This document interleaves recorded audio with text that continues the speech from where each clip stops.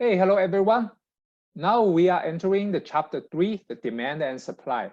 Also that I will have a like say a previous recording to cover the basic about demand and supply.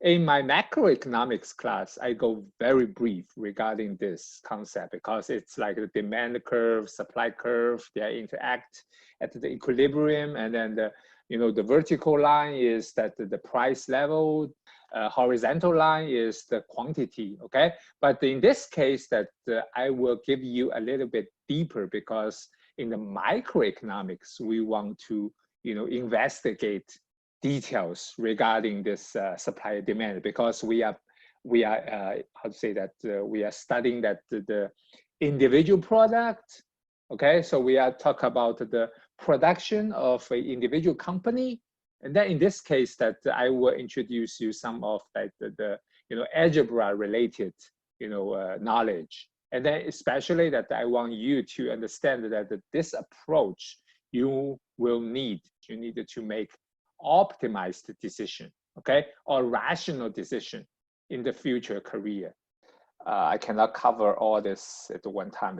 Let's see that how I can make it like within the as let's say as brief as possible because this is all not new for you, but regarding the demand and supply, and also regarding the the shift of the demand curve and the supply curve, and also regarding the equilibrium price and then quantity. Those are the main stuff I want to discuss with you. We will have most of the time we'll have like the two lines like this. This is the P, which is the price.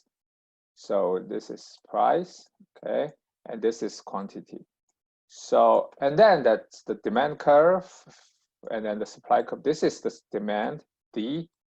This is the supply, okay? So you probably have seen that. Although this can be a linear form, this also can be the non-linear, like a curve, okay? So just lay this foundation here, lay this basics here, and then we will quickly review this. So first of all, that we are talking about the demand, which is the amount of goods or service consumer are willing to and able to purchase at each price. So that will be the price at the y-axis, and then we will have the quantity demand as the let's say the x-axis, right? So then we have the law of demand is keeping saying that this is a negative relation, meaning if the price go up, the demand go down. If the price go down, the demand go up. So it's the relation between the quantity demand and then the price. It's look like a negative sloped demand curve, which is like this. So only two factors we are considering at this moment. One is the quantity, right? This is quantity, and then one is the price. Okay, so this is we call it the demand curve most of the time, and then use D to indicate. And then there will be also about the supply. The supply is a upslope, or let's say a positive slope line. So we already draw that before, and then this is more like the amount the producers willing to produce or willing to supply at each price level. So, and then also it's the same because the price and then the quantity supplied, and then the law of supply is about that once we only considering these two facts, that means that assume other factors are keep the same, are fixed. That if we have the price up, the quantity supplied will go up. And then if the price go down, then the supply goes down.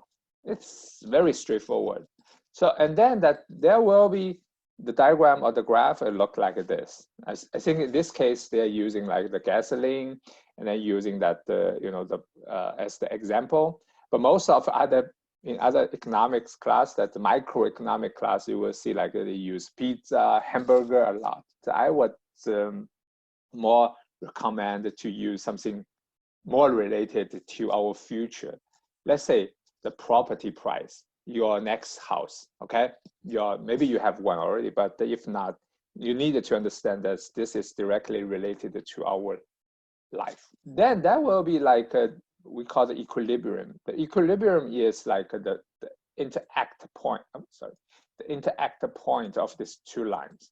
All right. So this is the equilibrium, because that no matter how this price up and down, how this shifting, that they will have a, let's say, a stable point, equilibrium point, in which case the transaction is happening.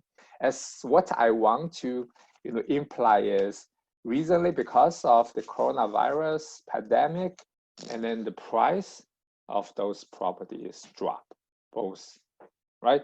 So because there's no transaction, people stop buying, and then the price is going down. And then at this moment, you might see that this is like a shifting of the demand curve mainly. Once you understand that this demand and supply, and then quickly that this is a curve most of the time that you will see. Always keep in mind the price is here, okay? The price is always on this Y, and then quantity is always on this X, okay? So this is fixed. So, and then that's the so-called the supply curve and the demand curve. They have the equilibrium price at one. Let's say this is the dynamic. It's not this, stable. It's just like we just assume that at this moment nothing changed. It's stable at at exactly the time point, but keep in mind that this is fluctuate, or this is moving all the time. And then that the one that I want to tell you is not this. We will have, like, if the price is above this equilibrium price, we will have so-called the surplus. If it is below, we will have the shortage. How to understand that? I mean, take a look at this shortage. If we have like the price is below that, meaning people want to buy more, but the producer only willing to produce less. So this is the shortage, meaning the demand is more than the supply. And then you also can see the gap from this area, okay? And then the surplus is exactly the opposite. So meaning the supply, because of the price is higher than the equilibrium price. So the producer wants to produce more at this point. It's around the 700, but because it's pretty expensive than the equilibrium price, and then the consumers, they want to purchase less. So this is a surplus, meaning we have supplied more than the demand. Okay, just very basic, so that you understand what is going on. And then if we are talking about this price, and then that let's say the quantity demand or quantity supply, price and quantity, it's super simplified. Why? Because we need to let's say to create or to use the model to estimate, to do our economic analysis. But here we give the assumption is called the ceteris paribus, meaning that all other things being equal, other things like stay the same, not change. Okay, so this is a very critical, important assumption we use in the economics. So, but the point here is, like, you might argue that other than price and then the quantity, we have so many other things, to affect the equilibrium. Yes, you're right. But we just simplify, as I just said, we simplified the scenario. So if income changed, the equilibrium might change. If, for example, this pandemic happened, it's also affected the equilibrium, the quantity, supply, quantity, demand, right? And then also, for example, if we have something like import price, for example, the crude oil, the gasoline price going down, all right, so it might affect the other things as well, other demand and supply as well. So, for example, if gasoline is like very cheap now, I mean, not now, in the future, you might travel more, driving more longer distance because that it's cheap.